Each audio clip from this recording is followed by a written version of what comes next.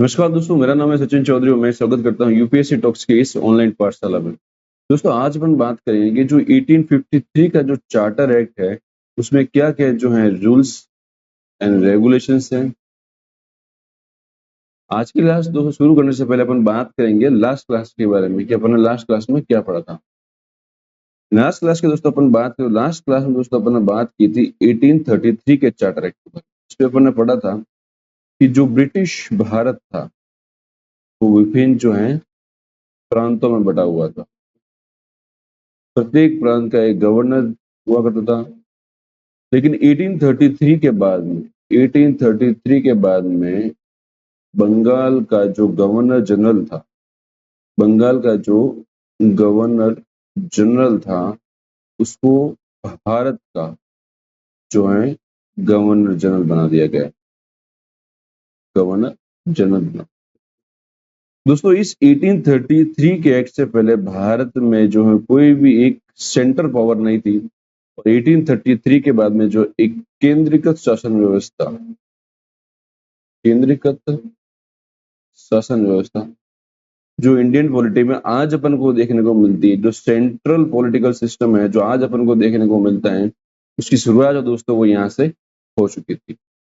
इसके अलावा अपन ने दोस्तों बात की थी कि जो मोनोपोली थी, जो monopoly of east India company थी, इसको भी जो है पूरी तरीके से खत्म कर दिया गया था और ईस्ट इंडिया कंपनी को जितने भी जो भारत सहित पूर्वी देश थे उसमें व्यापार करने की जो है आने वाले 20 सालों में अनुमति यहाँ पे दे दी गई थी। ये बात दोस्तों अपन जो है लास्ट क्लास में कर दी थी। आज क्लास में अपन बात करेंगे दोस्तों कि जो 1853 का जो चार्टर है इसके क्या क्या रूल्स हैं। फर्स्ट पॉइंट की दोस्तों बात करें तो फर्स्ट पॉइंट ये है कि जो गवर्नर जनरल है दोस्तों, गवर्नर जनरल जो है ये दिख रहा है, ये भारत का गवर्नर जनरल है। उसकी कार्यपालिका और जो विधायी शक्तियां है उनको अलग अलग कर दिया गया और एक छोटी संसद जो है उसका निर्माण किया गया। छोटी संसद का जो है निर्माण किया है। कैसे किया गया दोस्तों, बात करते हैं। दोस्तों, हमने बचपन से ही पढ़ा है कि जो सरकार है उसके 3 अंग होते हैं। पहला होता है कार्यपालिका, सेकंड होता है विधायिका, तीसरा होता है न्यायपालिका। इसके बाद दोस्तों अपन बात करेंगे, फिलहाल इन दोनों की बात करते हैं। कार्यपालिका और विधायिका, बेसिकली इनका मतलब क्या होता है दोस्तों। अगर मैं बात करूं विधायिका की, तो विधायिका मतलब होता है यहाँ पे जो विधि बनाता है। भारत में ये विधि बनाने का काम जो है वो करती है संसद। तो भारत के लिए जो विधायिका है वो ये संसद है। संसद द्वारा बनाए गए कानून को लागू करने का जो काम करते हैं वो काम करती है ये कार्यपालिका। भारत में ये कार्यपालिका है प्रेसिडेंट, वाइस प्रेसिडेंट, पीएम और काउंसिल ऑफ मिनिस्टर्स। 1853 का जो एक्ट है दोस्तों, उससे पहले जो है ये दोनों ही पावर जो है ये गवर्नर जनरल में ही मर्ज थी। लेकिन 1853 के बाद में जो है इन दोनों कार्य को जो है अलग अलग कर दिया गया। कार्यपालिका और विधायिका, इन दोनों को अलग अलग कर दिया गया। इसके लिए एक अलग विंग काम करते थे, इसके लिए एक अलग विंग काम करते। ये दोनों दोनों मिलकर जो है एक छोटी संसद का दोस्तों जो है नया निर्माण किया गया। इस छोटी संसद में दोस्तों जो है 6 नए मेंबर ऐड किए गए। 6 सदस्य पहले से थे और नए 6 सदस्य ऐड किए गए। अब दोस्तों ये जो 6 सदस्य थे उसमें अपन को एक चीज देखने को मिलती है इंडियन पॉलिटी की, वो है क्षेत्रीय प्रतिनिधित्व।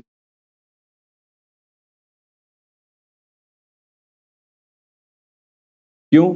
क्योंकि जो 6 सदस्य थे जिसमें से एक बंगाल का मुख्य न्यायाधीश था, एक कलकत्ता का सुप्रीम कोर्ट का जज था। जो 4 थे उसमें एक बंगाल, बम्बई, मद्रास, आगरा के जो प्रांत हैं उसमें से एक एक मेंबर दिया गया। दोस्तों अपन हल्की से एक बात करें कि जो क्षेत्रीय प्रतिनिधि वास्तव में होता क्या।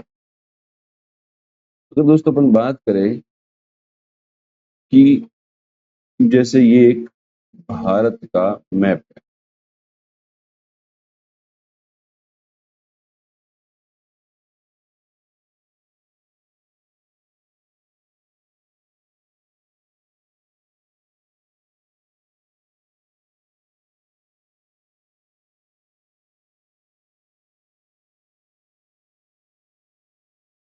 तो भारत में एक मैप है।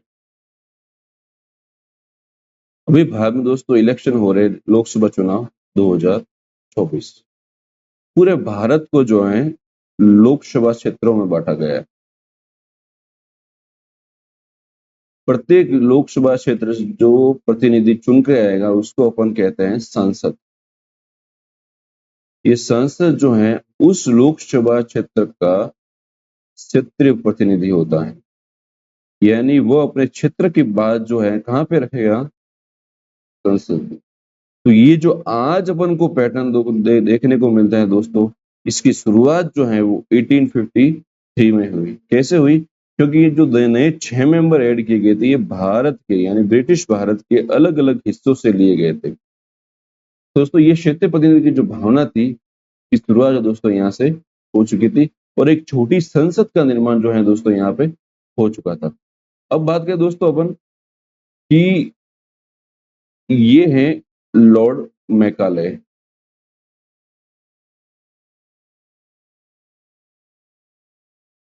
लॉर्ड मैकाले दोस्तों उस समय भारत के जो गवर्नर जनरल था उसकी काउंसिल में विधि विशेषज्ञ हुआ करते थे, लॉ एक्सपर्ट। इन्होंने एडवाइस दी कि हमारे पास में जो है कार्यपालिका दोस्तों बन चुकी थी, हमारे पास में कार्यपालिका बन चुकी थी जो कानून को लागू करती थी। लेकिन दोस्तों भारत जो है एक बहुत बड़ा देश है। भारत जो है एक बहुत बड़ा देश है। जैसे अगर आज अपन दिल्ली की बात करें तो दिल्ली से बैठकर कानून लागू करना पूरे भारत में जो है बड़ा मुश्किल हो जाता है। तो उसके लिए एक स्थायी कार्यपालिका की जरूरत रहती है और वो स्थायी कार्यपालिका होती है नौकरशाही, यानी कि ब्यूरोक्रेसी। तो यहाँ पे जो है लॉर्ड मेकाले ने एडवाइस दी कि हमको अगर एक मजबूत प्रबंधन करना है या प्रॉपर मैनेजमेंट करना है तो हमको लोक सेवकों की आवश्यकता होगी, हमको सिविल सर्वेंट की जरूरत रहेगी और हमको एक सिविल सर्विस का एग्जाम कंडक्ट करने की जो है जरूरत रहेगी, क्योंकि यही जो है भारत में जो हम कानून या लॉ को लागू करेंगे उनकी व्यवस्था को ये संभाल पाएंगे। तो इनके एक सिविल सर्विस एग्जाम के लिए बेहतर कराने के लिए कमेटी भी बनी थी लॉ मेकाले के नेतृत्व में और इसको मैकाले कमेटी कहा गया। नेक्स्ट पॉइंट दोस्तों बात करें कि जो डायरेक्टर्स थे, बोर्ड ऑफ डायरेक्टर्स, उनकी संख्या 24 हुआ करती थी।